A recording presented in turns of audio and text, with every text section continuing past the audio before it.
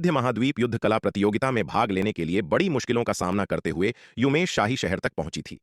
अगर विराट ने उसकी साधना को इसी तरह सील रखा तो उसकी सारी इच्छाएं और योजनाएं पूरी तरह बर्बाद हो जाएंगी। इसलिए काफी उधेड़बुन और संघर्ष के बाद काले वस्त्रधारी महिला ने अंततः अपनी साधना वापस पाने के बदले में अपनी अस्मिता का बलिदान देने का फैसला किया। उसके संप्रदाय और परिवार ने उसके लिए इतना कुछ कुर्बान किया था। उनके भविष्य के लिए यह छोटा सा बलिदान क्या मायने रखता था। वह इस अपमान को फिलहाल सह लेगी और एक बार जब वह सफलतापूर्वक दाव संघ में प्रवेश कर लेगी और महान साधना प्राप्त कर लेगी तो वह बदला लेने के लिए इस ठरकी बदमाश के टुकड़े टुकड़े कर देगी। देवी जी, मुझे लगता है कि आपको कोई गलतफहमी हुई है। सच कहूं तो मेरे मन में आपके लिए ऐसी कोई भावना नहीं है। मैंने आपको सिर्फ इसलिए बचाया क्योंकि मैं आपको मरते हुए नहीं देखना चाहता था। विराट ने बेबसी से कहा। विराट, क्या तुम यह नाटक करना बंद कर सकते हो? यह सब तुम्हारा ही रचाया हुआ खेल है। मैंने कह दिया है कि मैं तुम्हें अपनी अस्मिता सौंपने को तैयार हूं। अब और क्या चाहते हो तुम? काले वस्त्रधारी महिला यानी दामिनी ने त्योरी चढ़ाते हुए नाराजगी से कहा। यह पाखंडी इस पल भी अपनी झूठी दरियादिली का दिखावा करना नहीं भूला। यह सुनकर विराट पूरी तरह से लाचार महसूस करने लगा। ठीक है, जो सोचना है सोचो। विराट ने कमजोरी से अपना हाथ हिलाया। अगर और कुछ नहीं है तो कृपया अपने कपड़े पहनिए और बाहर जाइए। उसने शुरू में सोचा था कि शायद थोड़ा सोचने के बाद इस महिला को अक्ल आ गई होगी, लेकिन उसे उम्मीद नहीं थी कि स्थिति इतनी हास्यास्पद हो जाएगी। उसने इस महिला की बुद्धिमत्ता को कुछ ज्यादा ही आंक लिया था। इसकी सोचने की प्रक्रिया उसकी समझ से पूरी तरह परे थी, यहां तक कि वैदेही से भी ज्यादा विचित्र। विराट, तुम आखिर मुझसे चाहते क्या हो? यह सुनकर दामिनी पूरी तरह टूट गई। रोते हुए विराट पर चिल्लाई। उसने इस बेशर्म कदम को उठाने के लिए महीनों तक खुद से संघर्ष किया था, लेकिन अंत में यह बदमाश अभी भी उसे इस तरह अपमानित और मजबूर करना चाहता था। मेरा सच में तुम्हारे साथ कुछ भी करने का इरादा नहीं था, तो मैं ऐसा क्यों कहूंगा कि मैं तुम्हें जाने दे रहा हूं? विराट ने कहा। वह भी थोड़ा परेशान हो गया था। क्या वह वास्तव में चाहती थी कि जब तक वह उसके साथ कुछ कर न ले वह मानेगी नहीं? यह पागल औरत तो बस बेतुकी बातें कर रही थी। अगर वह शायद बैंगनी तलवार स्वामी की वंशज न होती तो विराट ऐसी अजीब महिला के साथ माथापच्ची करने में बहुत आलस महसूस करता। ठीक है, अगर तुम मेरे साथ कुछ नहीं करना चाहते तो मेरी सील हटा दो, दामिनी चिल्लाई, विराट को गहरे दुख और गुस्से से घूरते हुए। लड़की, मैंने तुम्हारी साधना सिर्फ इसलिए सील की थी ताकि तुम भागकर बेकार में न मारी जाओ। क्या तुम्हें पता है कि तुम अपने साथ अरबों 8वीं रैंक के आध्यात्मिक पत्थर लेकर घूम रही हो? अन्य योद्धाओं की नजरों में तुम एक मोटी आसामी हो। अगर तुम यहां से बाहर गई तो तुम पर तुरंत अन्य योद्धाओं द्वारा उस दिन की तरह हमला किया जाएगा और तुम अपनी जान गंवा बैठोगी। विराट ने लाचारी से समझाया। मेरी सील हटा दो, मैं कहीं नहीं जाऊंगी, दामिनी ने विराट को घूरते हुए कहा। यह सुनकर विराट ने काफी देर तक विचार किया, दामिनी को देखा और अंत में कहा। मेरे लिए तुम्हारी सील हटाना असंभव नहीं है, लेकिन मेरी दो शर्तें हैं। अगर तुम सहमत हो तो मैं तुरंत सील हटा दूंगा। इस महिला की सीमित बुद्धि को देखते हुए अगर उसकी साधना सील रही तो इससे उसे धीरे धीरे चीजें समझने में मदद नहीं मिलेगी। इसके बजाय उसकी गलतफहमियां और गहरी हो जाएंगी, जो अंततः एक न सुलझने वाली गांठ बन जाएगी, जिससे उसे विश्वास हो जाएगा कि वही कातिल है। इसलिए उसके पास पहले सील हटाने के अलावा कोई विकल्प नहीं था। क्या शर्तें हैं? दामिनी ने जल्दी से पूछा। पहली, सील हटाने के बाद तुम मेरी अनुमति के बिना यहां से नहीं जा सकती, वरना अगर मैंने तुम्हें दोबारा पकड़ा तो तुम कभी भी सील नहीं हटा पाओगी। विराट ने उसे देखते हुए कहा। युमेश शाही शहर की मौजूदा जटिलता को देखते हुए अगर यह कम दिमाग वाली महिला बाहर गई तो शायद वह सूर्यास्त तक भी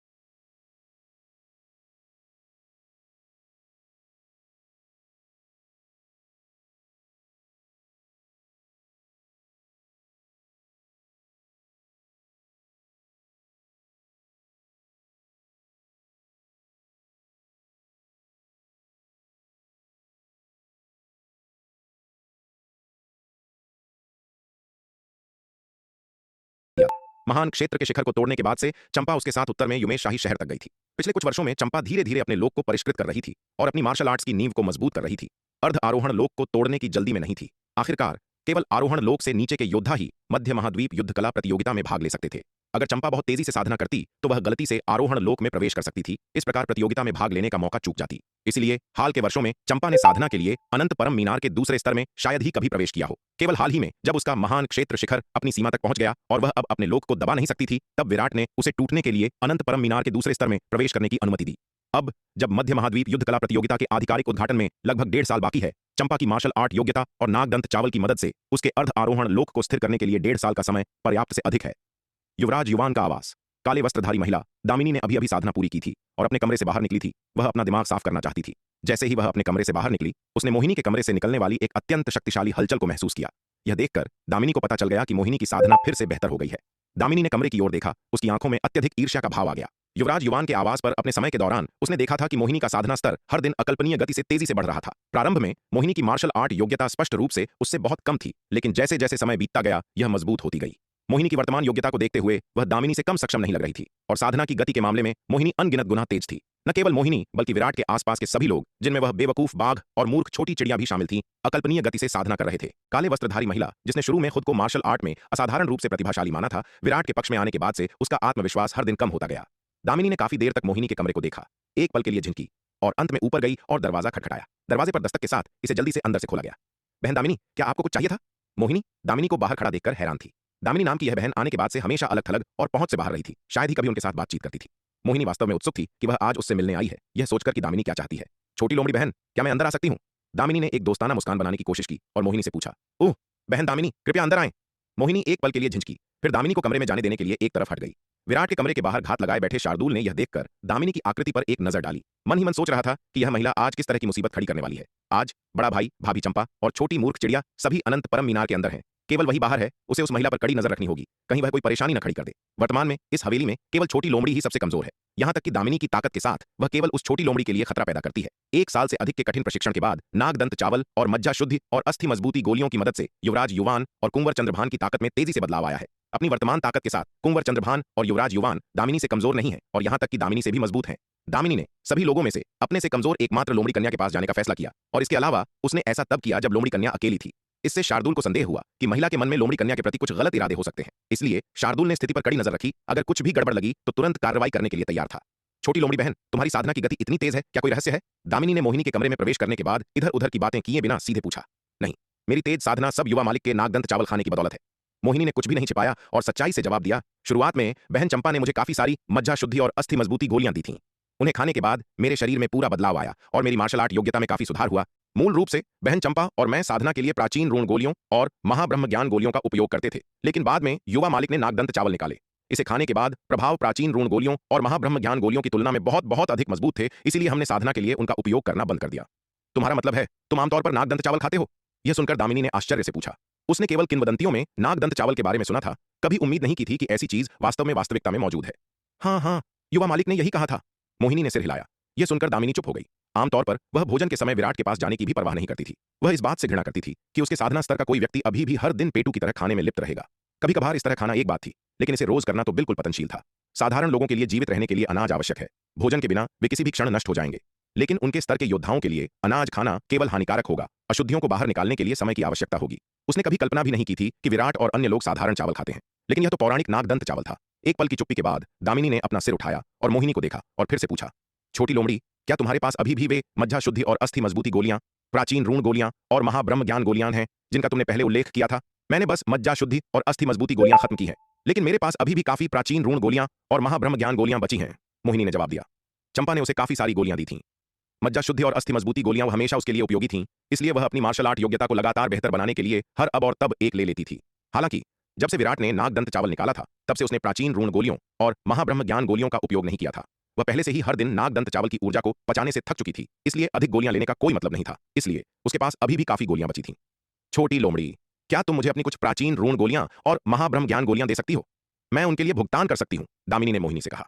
इतने लंबे समय तक विराट के साथ रहने के बाद, हालांकि वह उसके प्रति गहरी नफरत और संदेह रखती थी, यह मानते हुए कि उसके गुप्त इरादे थे और उसने जो कुछ भी अनुभव किया था वह उसके द्वारा रचित था, वह इस बात से इनकार नहीं कर सकती थी कि इस ठरकी आदमी के पास काफी कीमती चीजें थीं। ये प्राचीन रून गोलियां और महाब्रह्म ज्ञान गोलियां जो मोहिनी और चंपा आमतौर पर साधना के लिए उपयोग करती थीं, निश्चित रूप से साधारण गोलियां नहीं थीं।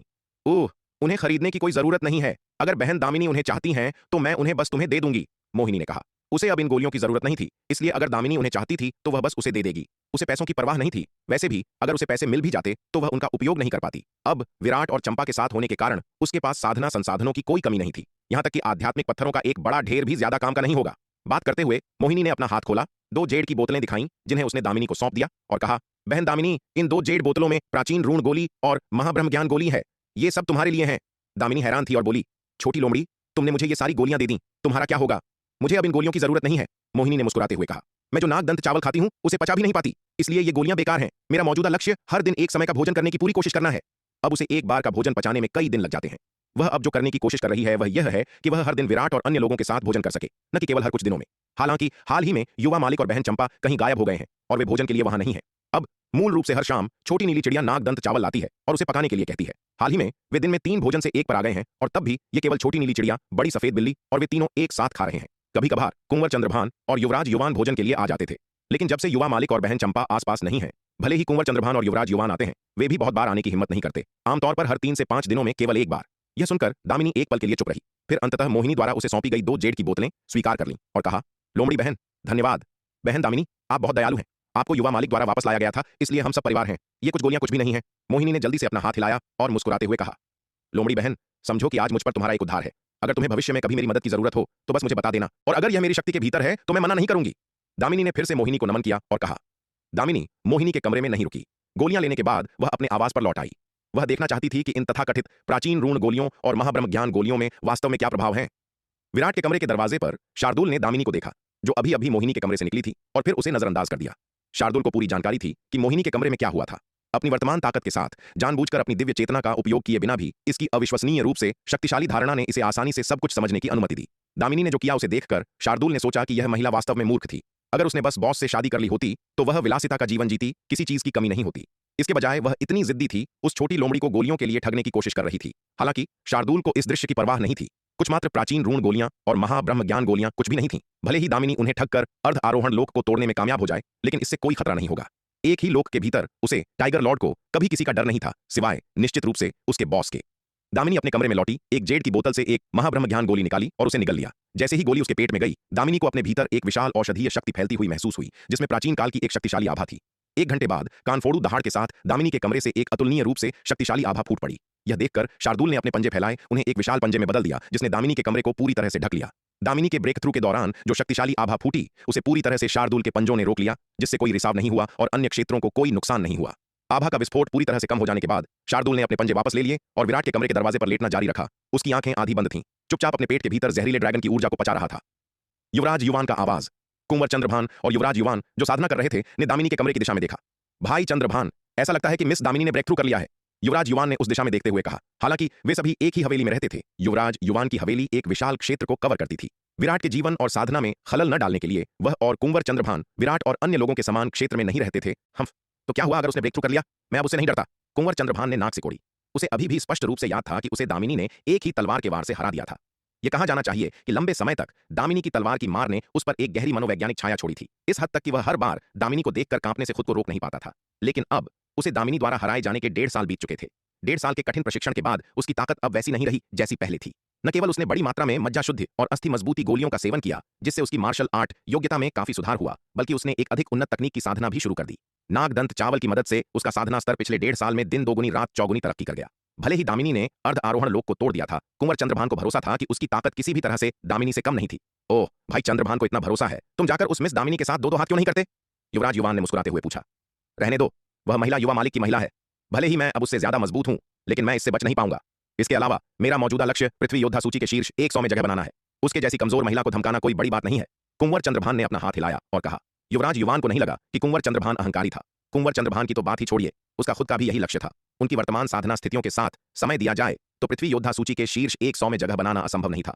उन दोनों के लिए दामिनी का ब्रेक थ्रू सिर्फ एक छोटी सी घटना थी और उन्होंने इस पर ध्यान नहीं दिया। जल्दी से अपनी साधना में लौट आए। उन्होंने विराट से कई शक्तिशाली मार्शल आर्ट तकनीकें खरीदी। उम्मीद है कि मध्य महाद्वीप युद्ध कला प्रतियोगिता आधिकारिक रूप से शुरू होने से पहले 1 या 2 में महारत हासिल कर लेंगे, ताकि वे इस कार्यक्रम में चमक सकें। अब उनका एक साझा लक्ष्य था, मध्य महाद्वीप युद्ध कला प्रतियोगिता की नवागंतुक रैंकिंग के शीर्ष 10 में प्रवेश करना।